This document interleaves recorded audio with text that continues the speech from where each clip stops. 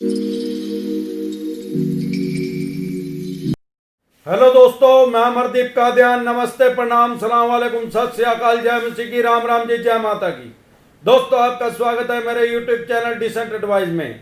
दोस्तों, आज हम बात करेंगे को एप्लीकेंट के बारे में। अगर आप कोई भी होम लोन लेते हैं सारे देश में कहीं भी, तो को एप्लीकेंट ज़्यादातर बैंक या एनबीएफसी कंपनी आपसे को एप्लीकेंट मांगती है।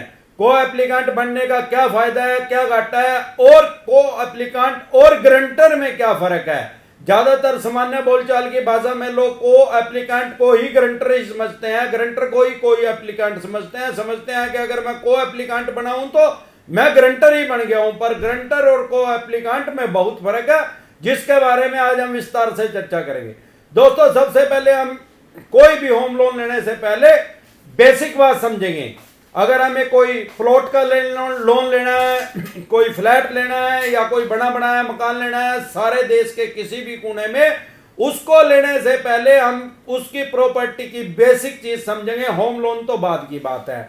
सबसे पहले कभी भी हम होम लोन जब भी हमने लेना है, फ्लैट के ऊपर, मकान के, या प्लॉट बनाने के लिए लेना है, भाई प्लॉट भी लेना है, लोन होम के बनाने के लिए भी, उसके कंस्ट्रक्शन के लिए भी लोन लेना है, तो सबसे पहले हमें क्या करना चाहिए, कोई भी प्रॉपर्टी सर्च नहीं करनी चाहिए। सबसे पहले हमें क्या करना चाहिए, लोन के लिए अप्लाई करना चाहिए। ज्यादातर लोग क्या करते हैं, कुछ पैसा उनके पास होता है, क्योंकि ज्यादातर लोगों को पता है कि होम लोन 80 से 85% मैक्सिमम होता है। ज्यादातर कंपनियां जो एनबीएफसी कंपनियां 70-75% करती हैं, मैक्सिमम 80 से 85% होता है। इससे ज्यादा किसी का नहीं होता, चाहे किसी का कितना अच्छा सिविल स्कोर हो। तो लोग क्या करते हैं, अगर किसी ने 50 लाख रुपए का मकान लेना है तो वो सोचता है यार 20 लाख रुपए तो मेरे पास हैं ही, मैं ढूंढना शुरू कर देता हूं। किसी ने 20 लाख का लेना है, वो सोचता है मेरे पास 5 लाख तो है ही, लोन मेरा हो जाएगा, मैं पहले प्रॉपर्टी सर्च करना शुरू कर देता है। अब वो सर्च कर लेता है, उसको पसंद आ जाती है तो उसका बयाना कर लेता है, एग्रीमेंट कर लेता है उसका। लेकिन वो आपको गलती कभी नहीं करनी चाहिए। अगर आपने ऐसा कर दिया, बयाना कर दिया, तो बयाने में एक शर्त लिखी जाती है कि आप वो मकान अगर लोगे तो ठीक है, अगर आपने वो मकान नहीं लिया तो आपका बयाना खत्म। आपने अगर 50 लाख में 15 लाख रुपए, 10 लाख रुपए, कितना भी पैसा उस आदमी को दे दिया जो अपनी प्रॉपर्टी बेच रहा है, अगर आपने उस टाइम ड्यूरेशन जो रखी जाएगी उसमें वो नहीं खरीदा, तो आपका पैसा वो खत्म हो जाएगा, और उसने नहीं दिया तो वो आपको डबल देगा। अब वो तो हो ही नहीं सकता, वो तो बेच ही रहा है, वो तो देगा ही देगा। आपकी तरफ से दिक्कत आ सकती है, भगवान ना करे आपका लोन ना हुआ, किसी वजह से अड़चन आ गई कोई, तो अगर आपका लोन नहीं हुआ तो आप उसको बेचने वाले को ये बोलोगे कि भाई साहब मेरा तो लोन नहीं हुआ, उसको इस बात से कोई मतलब नहीं है, वो आपका बयाना फॉरफिट कर देगा, आपके पैसे 1 रुपया भी वापस नहीं मिलेगा। वो ऑफिशियली कानूनी रूप से वो पैसे आपके खत्म हो जाएंगे। तो आपको क्या करना चाहिए, सारे देश में कोई भी प्रॉपर्टी खरीदने से पहले अगर आपको लोन करवाना है, तो आजकल लगभग सभी बैंक और एनबीएफसी कंपनियां एडवांस अप्रूवल दे देते हैं।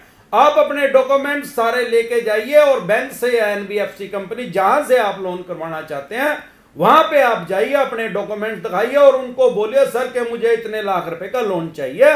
वो आपके सारे डॉक्यूमेंट्स देख के सारी प्रोसेसिंग करके आपसे और एडवांस आपको अप्रूवल दे देंगे, अगर मिल सकती होगी तो। फॉर एग्जांपल, अगर उन्होंने आपको 40 लाख रुपए की अप्रूवल दे दी, तो वो आपको बोलेंगे कि भैया आप 50 लाख रुपए की प्रॉपर्टी सारे देश के किसी कोने में लीगल प्रॉपर्टी खरीद लो, तो 40 लाख रुपए देने के लिए, लोन देने के लिए बैंक बाध्य है। वो आपकी मेल आईडी पे मेल कर देगा। इसका मतलब यह है, इसको बोलते हैं लोन सैंक्शन हो गया। तो आपको इस तरीके से प्रॉपर्टी लेने से पहले, लोन करवाने से पहले, लोन को सैंक्शन करवा के उसके बाद इजिली उसको प्रॉपर्टी को ढूंढना। कोई उसमें जल्दबाजी की जरूरत नहीं।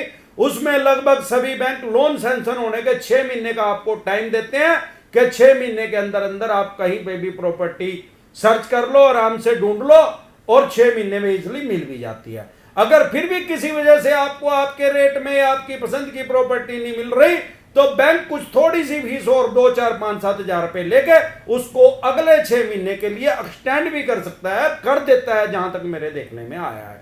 आपको इस तरीके से करना चाहिए। दूसरी बात, उसके बाद जब आपका लोन सैंक्शन हो गया, तो आपको प्रॉपर्टी सर्च करते टाइम क्या ध्यान रखना चाहिए? प्रॉपर्टी में 3 चीज मायने रखती हैं, लोकेशन, लोकेशन, लोकेशन। तीनों चीज लोकेशन है, इसके सिवाय प्रॉपर्टी में कोई चीज मायने नहीं रखती। आपको जब भी प्रॉपर्टी लेनी है, जहां भी लेनी है, लोकेशन उसकी बेस्ट लीजिए। आपको आज 10% महंगी मिल रही है, आपका 50% उसका रेट बढ़ जाएगा। और अच्छी लोकेशन की चीज हमेशा देखने में भी अच्छी लगती है, तो आपको अच्छी लोकेशन की लेनी चाहिए। सबसे पहले आपको देखना चाहिए, कोशिश करनी चाहिए कि ईस्ट फेस की ले लेनी चाहिए या आपको नॉर्थ फेस की प्रॉपर्टी लेनी चाहिए। साउथ की प्रॉपर्टी से आपको बचना चाहिए। जहां आप ले रहे हैं कोशिश करिए, आप अगर सामने पार्क है तो वो बेस्ट प्रॉपर्टी मानी जाती है, चौड़ी रोड है, 30 मीटर की रोड है तो वो और भी बेस्ट मानी जाती है। इस तरह की चीजें आप लेने से पहले देख लें। और दूसरा एक चीज और ध्यान रखें, जहां जिस भी कॉलोनाइजर से आप प्रॉपर्टी खरीद रहे हैं वहां पे उसका मेंटेनेंस चार्जेस देखिए। क्योंकि अगर आपको आज लोन लेके आज प्लॉट का लोन लेना है, सिर्फ अभी नहीं बनाना, आपका 2, 4, 5 साल के बाद बनाने का मन है, लेकिन मेंटेनेंस चार्जेस अगर वहां पे सब कुछ बिजली पानी सीवरेज चालू होगा तो वो कॉलोनाइजर आज से ही मेंटेनेंस चार्जेस चालू आपके कर देगा। तो उससे क्या होगा, ज्यादातर मेरे देखने में आया 4, 5, 7, 10 रुपए तक भी इनका मेंटेनेंस चार्जेस होता है पर स्क्वायर फुट के हिसाब से। तो वो आपको काफी एक्सपेंसिव पड़ेगा। अगर आपने बनाना ही है, बना के रहना है, उसके बाद आपके ऊपर वो मेंटेनेंस चार्जेस लग रहा है, फिर तो लॉजिक है भाई हम उस चीज को यूज कर रहे हैं तो हमें मेंटेनेंस चार्जेस देना पड़ रहा है। लेकिन अगर आपको बनाना 4 साल के बाद है तो आप पीछे मुड़ के देखेंगे, आप उसको नहीं बढ़ेंगे, वो प्लंटी लगा लगा के उसको कई लाख रुपए कर देंगे। यह चीज आपको ध्यान रखनी है। अगर आपको कोई फ्लैट लेना है तो उस सोसाइटी का मेंटेनेंस चार्जेस पहले आपको पता करना है कि यहाँ का मेंटेनेंस चार्जेस कितना है, कितना सारा वहां का एटमॉस्फेयर देखना है, किस तरह की सोसाइटी है, किस तरह के लोकेशन है, किस तरह की लोकेलिटी है, ये सारी चीजें आपको चेक करनी है। और जब भी खरीदने से पहले उससे बिजली पानी सीवरेज का बिल पहले उससे क्लियर करवा लेना है, रजिस्ट्री होने से पहले।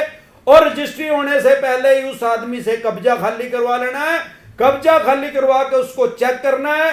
और एक चीज का और ध्यान रखना है कि जो आजकल ज्यादातर अगर शहर में आप कहीं भी प्रॉपर्टी ले रहे हैं, नगर निगम, नगर पालिका या महानगर पालिका का अगर कोई भी टैक्स उसके ऊपर एप्लीकेबल है तो वो भी आपको उससे पहले वो सारी चीजें क्लियर करवानी पड़ेगी।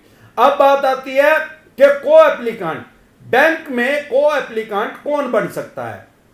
बैंक में को एप्लीकांट कोई भी आदमी, जैसे कोई आदमी बैंक में लोन लेने के लिए गया, बैंक या एनबीएफसी कंपनी, ज्यादातर होम लोन में या लैब में लोन अगेंस्ट प्रॉपर्टी में मेरे देखने में आया है कि वो एक को एप्लीकांट मांगते हैं। को एप्लीकांट कौन बन सकता है? वो आदमी जो लोन ले रहा है उसके माता पिता या उसका लड़का या उसकी वाइफ या उसकी बिटिया को भी उसमें को एप्लीकांट बना सकते हैं, पर वो अनमैरिड होनी चाहिए। अगर वो मैरिड है तो ज्यादातर बैंक या एनबीएफसी कंपनी उसको को एप्लीकांट नहीं बनाते। और दूसरा, 2 भाई भी आपस में को एप्लीकांट बन सकते हैं। अगर आपकी कोई कंपनी है, आपने कोई अपनी फर्म बना रखी है, तो आपको और आपकी कंपनी को भी को एप्लीकांट ज्यादातर बैंक या एनबीएफसी कंपनी को एप्लीकांट बना लेते हैं। अब को एप्लीकांट बनने के घाटे क्या क्या हैं? सबसे पहले, अगर आपने कोई को एप्लीकांट बना लिया तो सपोज कुछ केसों में मैंने ऐसा देखा है कि लोग अपनी वाइफ को ही ज्यादातर को एप्लीकांट बनाते हैं, और भगवान ना करे किसी वजह से बहुत से ऐसे केस भी देखे हैं, बाद में उनका तलाक हो जाता है। तो को एप्लीकांट का जब तलाक हो गया तो वो फिर क्रिटिकल सिचुएशन हो जाती है, फ्यूचर में आपको बहुत दिक्कत परेशानी उस को एप्लीकांट को बनाने की वजह से आ सकती हैं। तो आप को एप्लीकांट बनाते समय यह ध्यान रखिए कि मेरे इस आदमी से रिलेशन कैसे हैं और मेरे फ्यूचर में इस आदमी से रिलेशन कैसे रहने वाले हैं। दूसरी बात, आप जिसको भी को एप्लीकांट बनाएंगे, ये आदमी क्या करते हैं, बैंक या एनबीएफसी कंपनी उसका भी सिबिल स्कोर उसके साथ जोड़ देते हैं, उस लोन के साथ। हालांकि उसने लोन भी नहीं लिया, वो सिर्फ को एप्लीकांट बनाया और उसने कोई लोन नहीं लिया, उसको फिर भी उसका सिबिल उसके साथ जोड़ देते हैं। जितने का लोन लिया उसका सिबिल उसके साथ जोड़ देते हैं। मतलब फ्यूचर में जब भी क्या होगा, अगर वो को एप्लीकेंट कोई लोन लेने के लिए जाएगा तो वो उसका वो लोन भी उसमें माना जाएगा। और दूसरा घाटा उसका क्या है, जब उन्होंने सिविल उस आदमी का भी जोड़ दिया, भगवान ना करे जैसे अभी कोविड-19 की वजह से बहुत क्रिटिकल सिचुएशन आ गई है, लोगों की व्यापार काम धंधे फेल हो गया, उसकी वजह से अगर किसी की किस्त रुकेगी तो वो क्या करेगा, वो सिविल स्कोर जिसने लोन लिया उसका तो खराब होगा ही होगा, साथ में वो जो को एप्लीकेंट है उसका भी सिविल स्कोर खराब हो जाएगा। और इससे भी बड़ी बात, जब वो लोन डिफॉल्ट में चला जाएगा, एनपीए में चला जाएगा, तो तुरंत प्रभाव से जिसने लोन लिया है उसके ऊपर तो केस रजिस्टर्ड होगा ही होगा, केस करेगी ही करेगी कंपनी या एनबीएफसी कंपनी या बैंक, सिविल का केस उसके खिलाफ फाइल करेगी ही करेगी, और उसको एप्लीकेंट के ऊपर भी केस करेगी, क्योंकि वो उसमें गारंटर नहीं है, उसकी पूरी जिम्मेवारी है, प्राइमरी उसकी जिम्मेवारी है लोन को रिफंड करने की। अगर वो नहीं कर पाएंगे तो ये तो है इसके घाटे को एप्लीकेंट बनने के। अब इसके फायदे क्या हैं? सबसे पहला फायदा क्या है कि भगवान ना करे जिस आदमी ने लोन लिया है, अगर उसकी उसी ड्यूरेशन के अंदर लोन चल रहा है, किस्तें भी सारी चल रही हैं और उसकी डेथ होगी, उसकी मृत्यु होने पे जो को एप्लीकेंट है जो है वो बाकी की पेमेंट करके वो अपने सारे डॉक्यूमेंट्स रजिस्ट्री, क्योंकि ओरिजिनल बैंक के पास रखी जाती है लोन के केस में, या लैब भी करवाएंगे लोन अगेंस्ट प्रॉपर्टी भी, तो बैंक इजिली उसको को एप्लीकेंट को दे देता है, कोई दिक्कत परेशानी नहीं होती। वो इसमें यह नहीं देखता कि इसके कानूनी वारिस और कौन कौन से है, और बैंक को इस बात से कोई मतलब नहीं, वो सिर्फ को एप्लीकेंट को वो ओरिजिनल रजिस्ट्री ठाके उसको दे देता है।